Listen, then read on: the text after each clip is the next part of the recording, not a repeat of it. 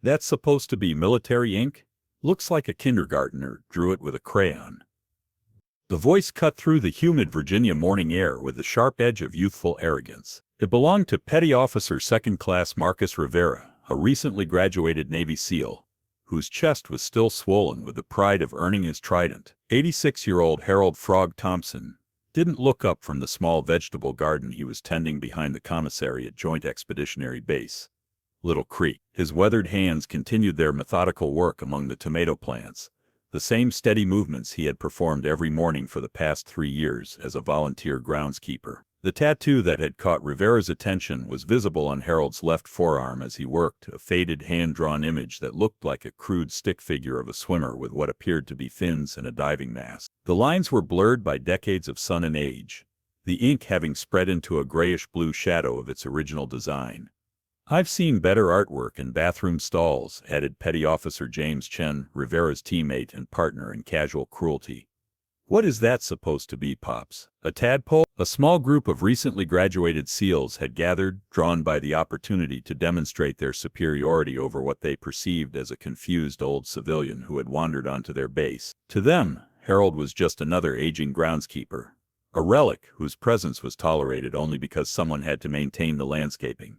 Harold finished tying a tomato vine to its support stake and slowly began gathering his gardening tools. His movements were deliberate and economical, conserving energy in the way that comes naturally to someone who had once needed to make every motion count for survival.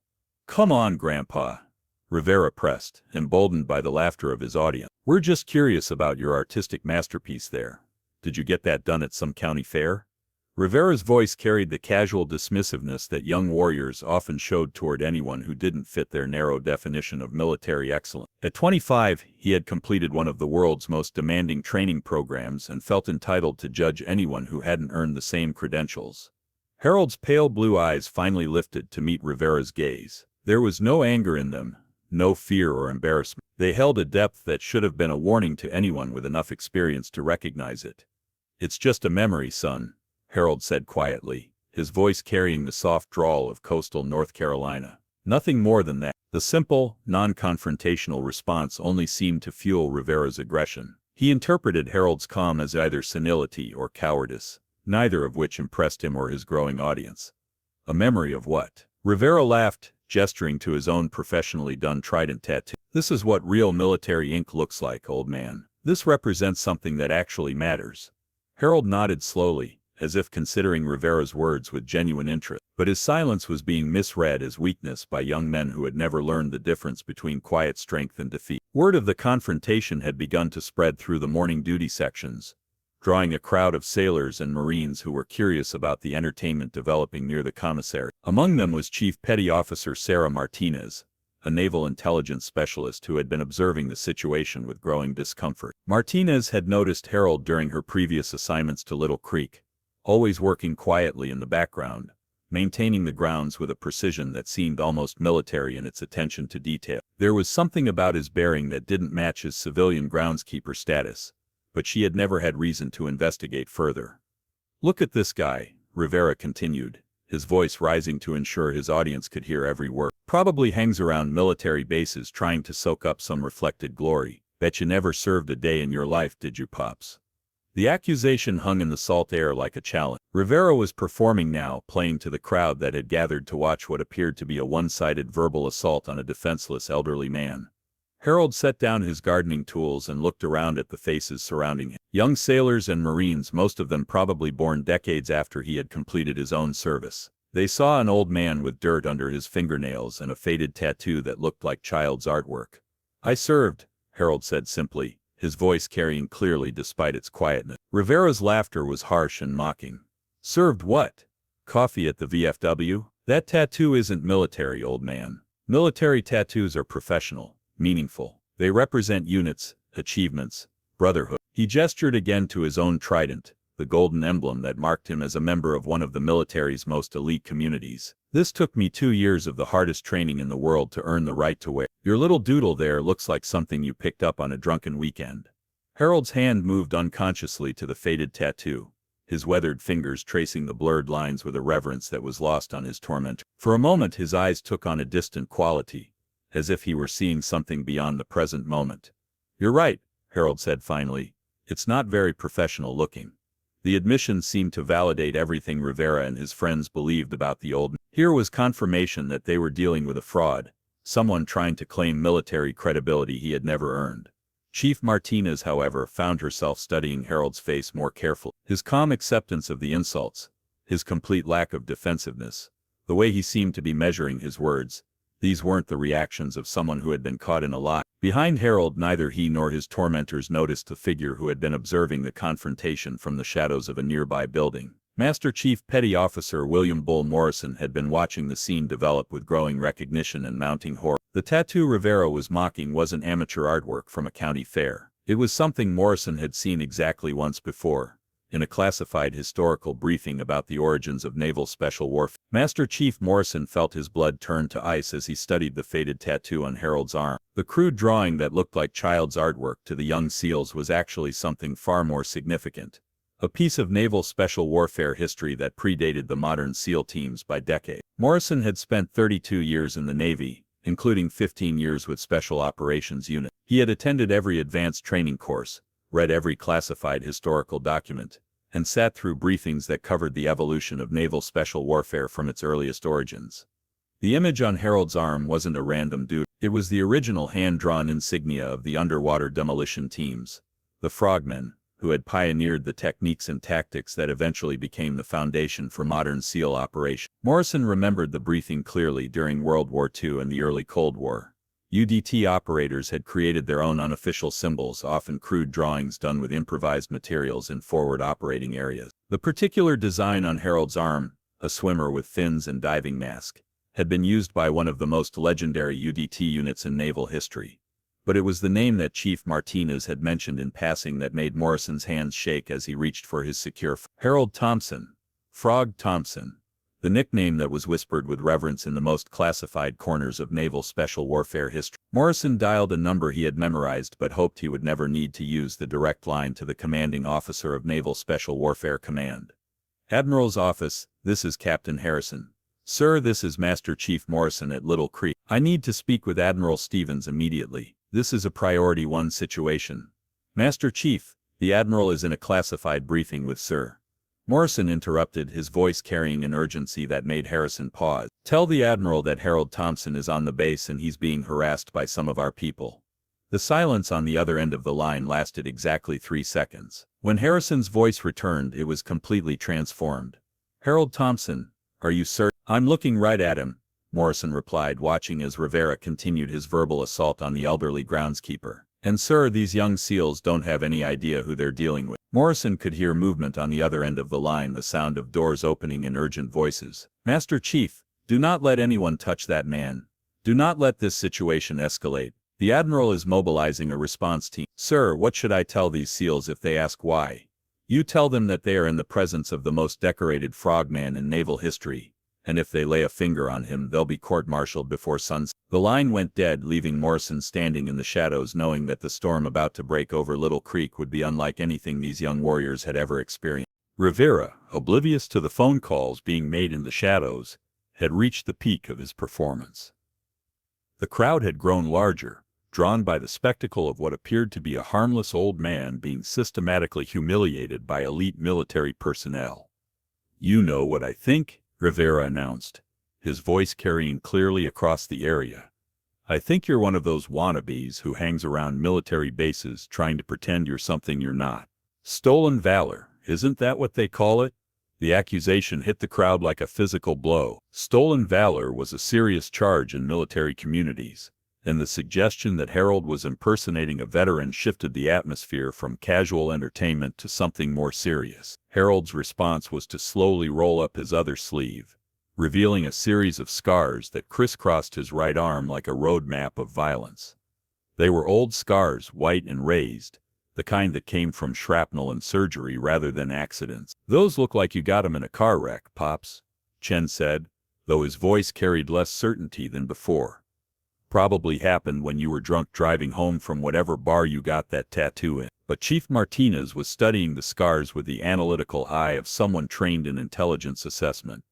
The patterns were too regular, too surgical to be from a traffic accident. They looked like the kind of wounds that came from explosive devices, the type of injuries that military medical personnel learned to treat in combat zones. Harold began rolling his sleeve back down, his movements still calm and deliberate. "You boys are doing important work," he said quietly. "The country needs people like you, people willing to take risks for others." The grace of his response, offering understanding instead of demanding apology, should have been a signal to anyone with enough wisdom to recognize it. But Rivera interpreted Harold's words as condescension, as an old man trying to patronize warriors who had earned their place through blood and sacrifice. "Don't you dare talk down to us," Rivera snapped, stepping closer to Harold. "We've earned our place here. We've proven ourselves. You're just some old guy with a fake tattoo and a bunch of stories." Harold looked at Rivera with eyes that held depths the young SEAL couldn't begin to fathom. "Son, I'm not talking down to anyone. I'm just saying that what you're doing matters. The people you're training to protect, they're counting on you to be ready." "Ready for what?" Rivera demanded. "Ready to deal with frauds like you." Harold's answer was quiet but carried with absolute certainty. "Ready to go places where the only thing between mission success and catastrophic failure is the man next to you. Ready to make decisions that will either save lives or cost them. Ready to carry secrets that will follow you for the rest of your life." The specificity of his response caught Rivera off guard, but the young SEAL was too committed to his performance to back down now. The first sign that something unprecedented was happening at Little Creek came with the sound of rotors cutting through the morning air. Not the familiar rhythm of routine helicopter traffic, but the heavy, purposeful thrumming of aircraft moving with urgent military precision. Two SH-60 Seahawk helicopters appeared over the tree line, their approach so low and fast that they seemed to materialize from nowhere. They weren't following normal base traffic patterns.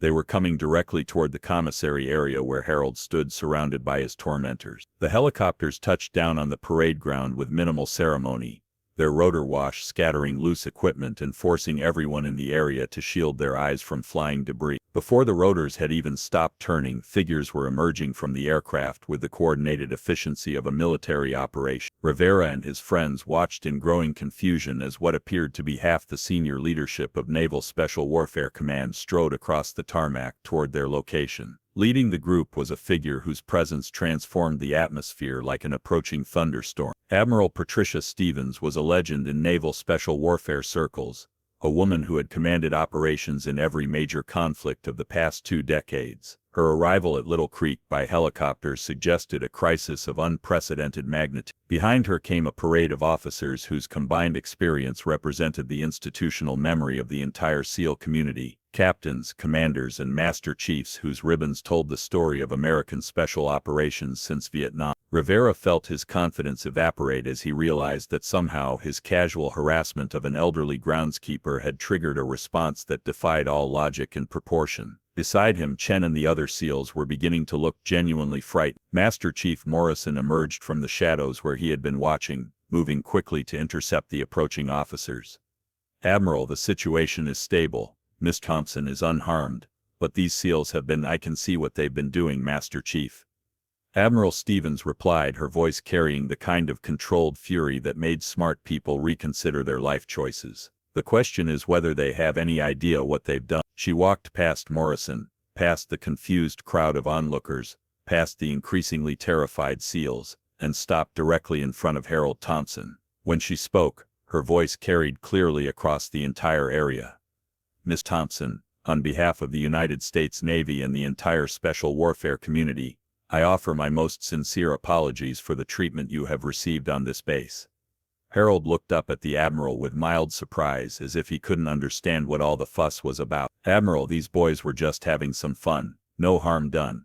"Mr. Thompson," Admiral Stevens replied, "with all due respect, there is considerable harm done when members of my command show such profound disrespect to the man who wrote the book they're supposed to be living by." She turned to face Rivera and his companions, her expression promising consequences they couldn't begin to imagine.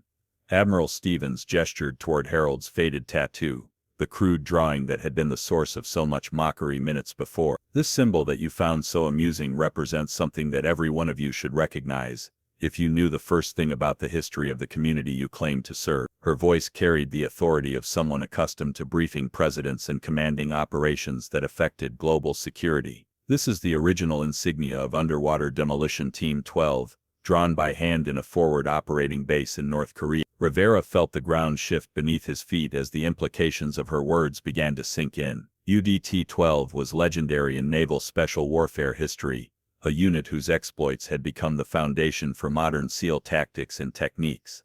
Miss Thompson didn't get this tattoo at a county fair.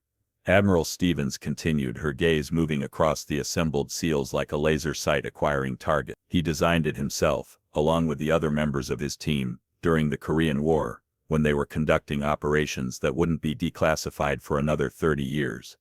She stepped closer to Harold, her bearing showing the kind of reverence usually reserved for national monuments. This man didn't just serve in UDT-12, he commanded it. At the age of 23, he led missions that penetrated deeper behind enemy lines than any naval unit before or since.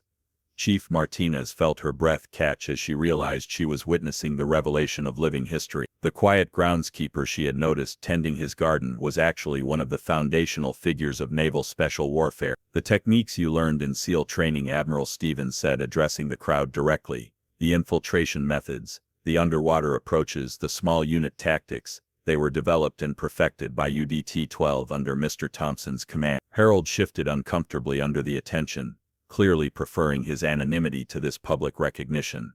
Admiral, that was a long time ago. Different world, different war. Mr. Thompson, Admiral Stevens replied, the principles of special warfare don't change with the technology. Courage, sacrifice, brotherhood, these are constants. And you exemplified all of them when most of these young men weren't even born. She turned her attention back to Rivera, who now looked like he might be physically ill. Petty Officer Rivera, you asked Mr. Thompson about his service. Let me fill in some details you might find educational. The Admiral's voice took on the tone of a history lesson, but one delivered with the force of a judicial sentence. During the Incheon landings, UDT-12 conducted reconnaissance missions that allowed MacArthur's forces to avoid beach obstacles that would have cost thousands of lives. They did this by swimming several miles in near freezing water at night, through enemy patrol areas. Rivera's face had gone completely white. Around him, the other SEALs were beginning to understand the magnitude of their mistake. But that wasn't their most dangerous mission, Admiral Stevens continued. That came later when they volunteered for operations so classified that for 40 years the official record said they never happened. Admiral Stevens pulled out a tablet computer and activated a presentation that she had clearly been prepared to deliver. The screen showed a map of the Korean peninsula, with operational areas marked in red. In December 1952, Chinese forces were massing for a major offensive that intelligence indicated would overwhelm UN positions and potentially drive Allied forces off the peninsula entirely. She began, her voice taking on the cadence of a military brief. The only way to prevent this catastrophe was to destroy a series of ammunition depots and communication centers located deep in Chinese-controlled territory. Conventional forces couldn't reach the targets without triggering the very offensive we were trying to prevent. Harold watched the presentation with obvious discomfort, clearly wishing he could disappear back into his anonymity. But the crowd was hanging on every word, finally beginning to understand what they had stumbled into. UDT-12 volunteered for a mission that was essentially suicide. Admiral Stevens continued. They would infiltrate 25 miles behind enemy lines, destroy multiple targets, and extract through hostile territory with no backup and no cavalry coming if things went wrong. She gestured toward Harold. Mr. Thompson led a team of 8 frogmen on this mission. They spent 3 weeks behind enemy lines, moving only at night, living off what they could carry, avoiding enemy patrols that would have meant certain death if discovered. The tactical details of the mission were classified, but Admiral Stevens painted a picture of courage and endurance that left her audience speechless. 8 men against an entire army, armed with nothing but explosives, determination, and absolute trust in each other. They succeeded, she said simply. Every target was destroyed. The Chinese offensive was delayed long enough for UN forces to reinforce their positions. Military historians estimate that UDT-12's mission saved between 10 and 20,000 Allied lives. Rivera felt tears beginning to form in his eyes as he realized what he had done. He had spent the morning mocking a man whose courage had literally changed the course of history. But the mission came with a cost. Admiral Stevens said, her voice growing soft. Of the 8 men who volunteered for the operation, Only 4 made it back. Mr. Thompson carried 2 wounded teammates through 15 miles of enemy territory to reach the extraction point. She looked directly at Harold, her expression showing profound respect. The tattoo you designed wasn't just unit pride, was it, Mr. Thompson? It was a memorial. Harold's voice was barely audible when he answered, for the boys who didn't make it home, Jimmy, Mac, Rodriguez and little Pete. They were the best of us. The revelation hit the crowd like a physical blow. The crude stick figure that had seemed so amateurish was actually a memorial to fallen heroes, a promise to remember friends who had died in service to their country. The frog design, Admiral Stevens explains, represented their ability to operate in any environment, land, sea or air. The diving mask symbolized their willingness to go where others couldn't. It became the inspiration for the modern SEAL trident. Admiral Stevens faced Rivera direct. So when you mocked that tattoo, Petty Officer, you weren't just disrespecting Mr. Thompson. You were mocking the memory of 4 dead heroes and the foundation of your own brotherhood. The silence that followed Admiral Stevens' revelation was absolute. Even the sounds of normal base operations, vehicles, aircraft, the distant calls of drill instructors, seemed to have ceased, as if the entire installation was holding its breath. Rivera stared at Harold with eyes that showed the complete collapse of his worldview. Everything he thought he knew about military service, about earning respect, about what it meant to be elite, had been shattered by the quiet old man he had been tormenting. "Miss Thompson," Rivera said, his voice breaking with emotion, I don't know how to apologize for what I've done." Harold looked at the young SEAL with the same gentle expression he had maintained throughout the entire confrontation. "Son, you don't need to apologize to me. You need to understand something about this business we're in." He gestured toward the other SEALs who had been part of the mockery. "The hardest part isn't the training or the missions or even facing the enemy. The hardest part is carrying the weight of what you've done, good and bad, for the rest of your life." Admiral Stevens stepped forward, her expression still stern but showing a hint of the mercy that separated justice from vengeance. "Petty Officer Rivera, you and your teammates have demonstrated a fundamental failure to understand the heritage you're supposed to be carrying forward." She gestured toward the other officers who had accompanied her. "These men and women represent 50 years of special warfare experience. Every one of them learned their trade from someone who came before, in an unbroken chain that leads back to men like Mr. Thompson." Rivera felt the weight of that history settling on his shoulders like a physical burden. "Ma'am, what can we do to make this right?" Harold answered before the Admiral could respond. "You can remember that being a frogman, being a SEAL, isn't about what you've done. It's about what you're willing to do for the person next to you." He touched the faded tattoo on his arm. "This ink isn't about me. It's about Jimmy and Mac and Rodriguez and little Pete. It's about making sure that what they died for doesn't get forgotten by the next generation." Admiral Stevens nodded approvingly. "Mr. Thompson, would you be willing to share your experiences with our current SEAL candidate? Not the classified details, but the principles that guided UDT-12. Harold considered the request carefully. "Admiral, I'm not much of a speaker, but if these young men think it would help them understand what they're signing up for, it would be an honor," Rivera said quickly. "Sir, anything you could teach us about what it means to be part of this brotherhood." Harold smiled for the first time that morning. "First lesson is simple, son. The tattoo doesn't make you special. The willingness to earn it does." Around them, the crowd began to disperse, but slowly, reluctantly. They had witnessed something extraordinary. Not just the revelation of a living legend, but a masterclass in grace under pressure and the true meaning of military leadership. 3 weeks later, Harold Thompson found himself in a classroom at Little Creek, facing 30 SEAL candidates who hung on his every word with the reverence usually reserved for religious experiences. What had begun as a chance encounter had evolved into something far more significant. "The thing about being a frogman," Harold was saying, his voice carrying easily through the room despite its softness, "is that you don't get to choose your moments of truth. They choose you." Rivera sat in the front row, taking notes with the intensity of someone trying to memorize scripture. The casual arrogance that had characterized his earlier behavior had been replaced by profound humility and genuine eagerness to learn. "In Korea, we didn't have the technology you have now," Harold continued. "No satellite communications, no GPS, no night vision that actually worked. We had a compass, a waterproof watch, and each other." He gestured toward a photograph on the classroom wall showing 8 young men in primitive diving gear. "That picture was taken 3 days before our last mission. Look at their faces. They're scared. We were all scared. Fear doesn't make you weak. Ignoring it does. One of the candidates raised his hand. Mr. Thompson, how did you deal with losing half your team? Harold was quiet for a long moment, his eyes distant. You carry them with you. Not as guilt but as responsibility. Every decision you make after that, you make for them too. Chief Martinez, who had been observing from the back of the room, found herself moved by Harold's simple eloquence. He wasn't delivering rehearsed speeches about heroism. He was sharing hard-earned wisdom about the cost of serving something larger than yourself. The tattoo, Harold said, rolling up his sleeve to reveal the faded design, started as a joke. We were kids trying to look tough, but after we lost Jimmy and the others, it became something different. He traced the blurred lines with his finger. It became a promise that their sacrifice would mean something, that the methods we developed and the lessons we learned would help other young men come home to their families.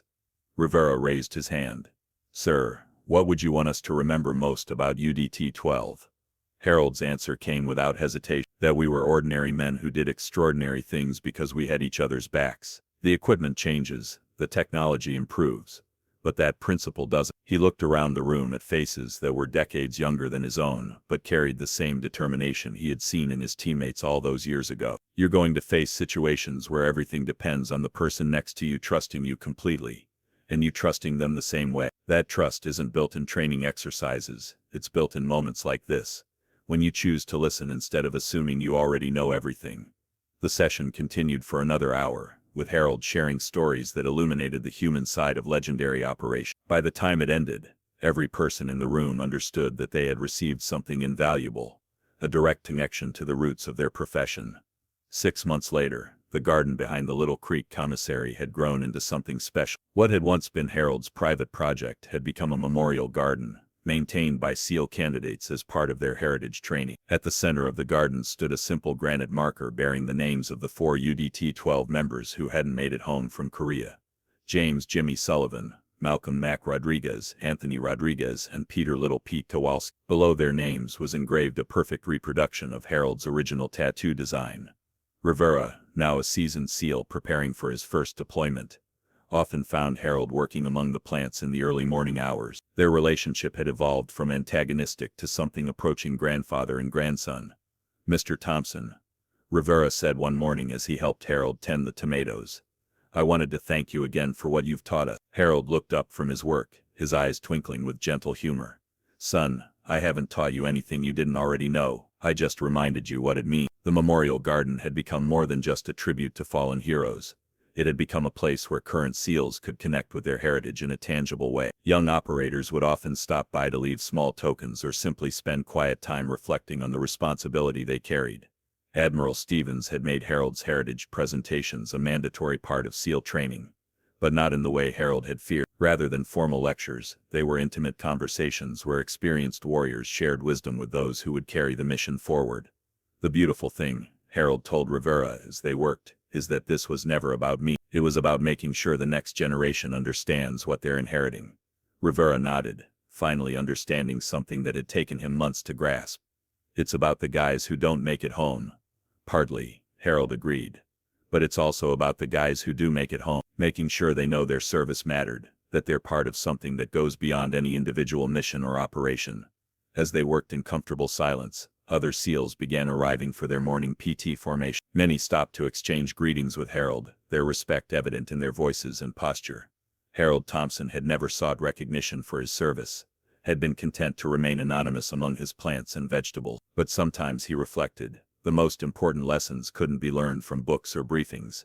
They had to be passed down directly from one generation of warriors to the next. The faded tattoo on his arm had evolved from personal memorial to teaching tool, a bridge between the early pioneers of naval special warfare and the modern operators who carried their legacy forward. As Rivera and the other SEALs headed off to training, Harold remained in the garden, surrounded by growing things and the quiet satisfaction of knowing that Jimmy, Mac Rodriguez, and Little Pete would never be forgotten. Sometimes the best way to honor the dead is to teach the living.